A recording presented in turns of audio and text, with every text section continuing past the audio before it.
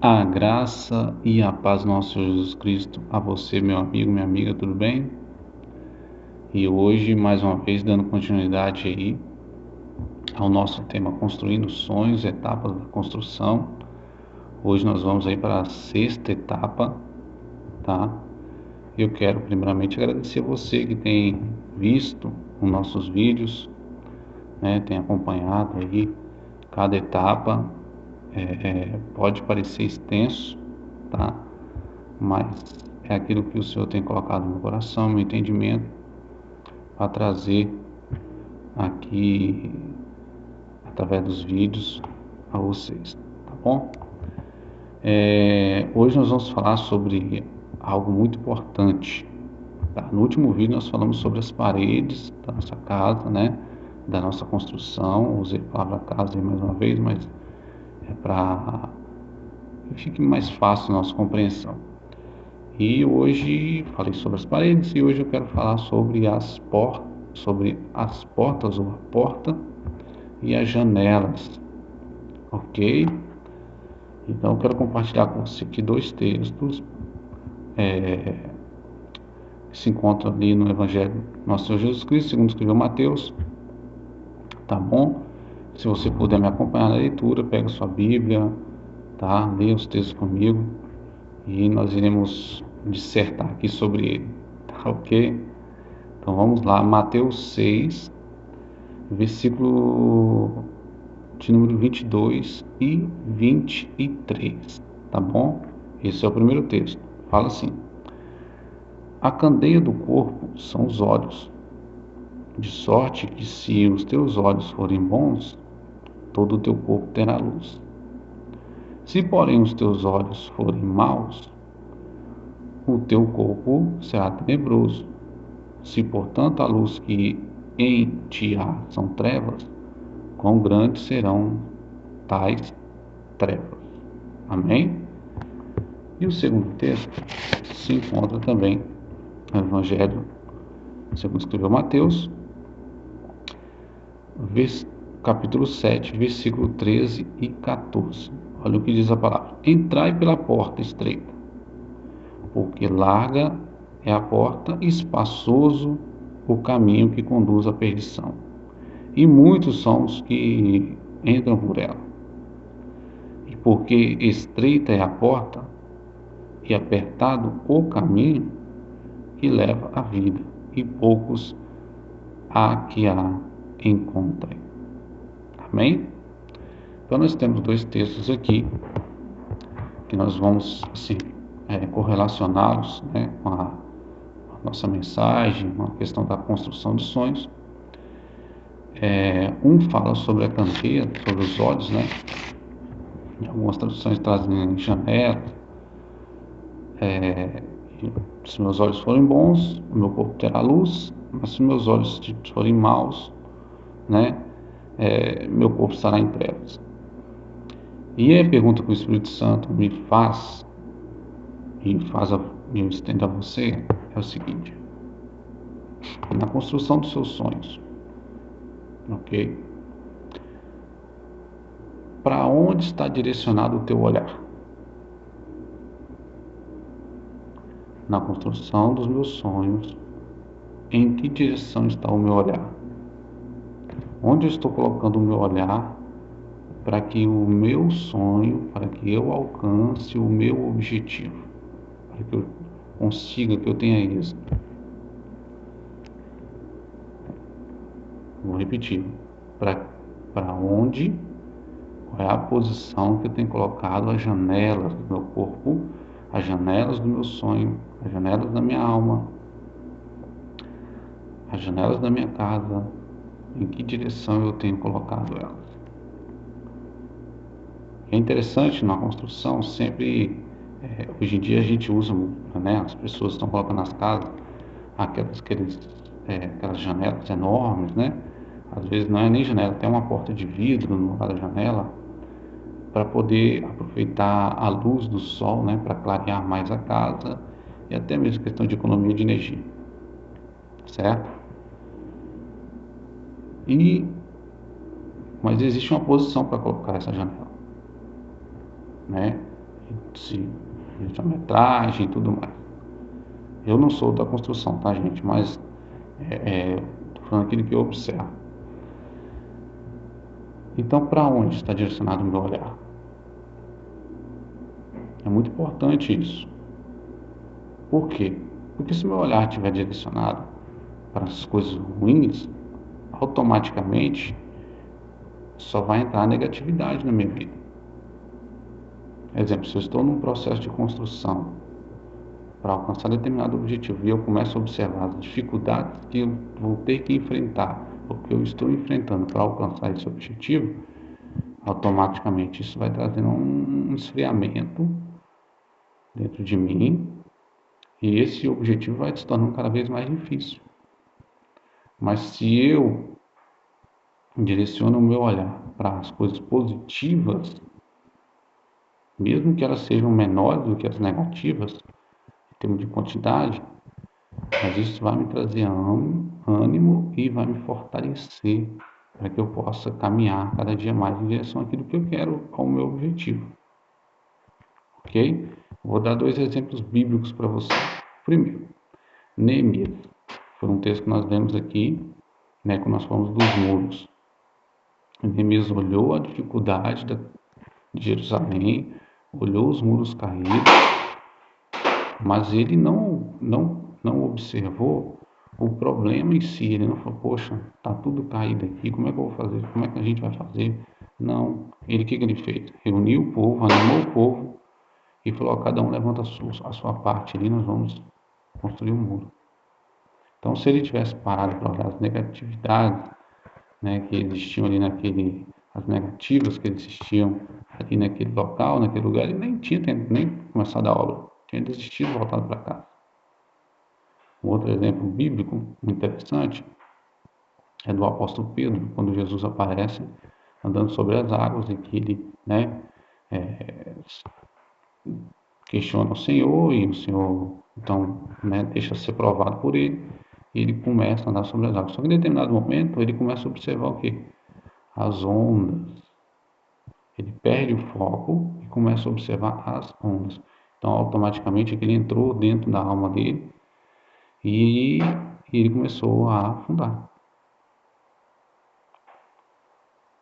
Mas se ele tivesse permanecido, ele não teria chegado até Jesus, que era o objetivo principal, era a primícia ali, era o objetivo inicial dele, ir até Jesus. Então, assim, para que lado está o meu olhar? Para as coisas negativas ou para as coisas positivas nessa minha caminhada na construção?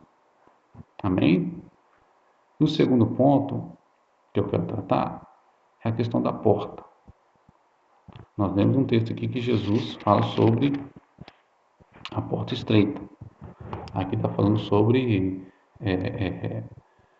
se adequar, né? Jesus é o caminho, a verdade e a vida, então ele é o caminho, então nós precisamos. E não é de qualquer forma que você passa por uma porta apertada, uma porta estreita, por um caminho. Não sei se você já teve uma experiência de ir na roça. E na roça tem nós chamamos de trigueiro, né? Que é onde os animais passam, boi, carneiro. Se você observar, é só um trechinho bem pequenininho que eles vão um atrás do outro. Tipo fila indiana, né? Fila indiana. Eles vão um atrás do outro. Então o caminho é bem pequeno, bem curto. Embora o boi é enorme, né? Um animal grande, mas o caminho que ele faz é curto, não é espaçoso. É aquele caminho ali, estreito. Isso é só para dar um exemplo, tá, gente? Então, qual é a porta que você tem colocado na sua casa, na sua construção? O que significa porta? Porta significa acesso. O acesso, olha para você ver mais uma vez, nós estamos batendo nesse ponto. No último vídeo nós falamos sobre isso, tá? No vídeo dos muros falamos também novamente, mais uma vez o Senhor nos chama atenção para isso. Qual é o acesso ao seu sonho, a porta, as pessoas que vão acessar a sua construção, o que vai entrar na sua construção, né, na sua vida espiritual, na sua vida física.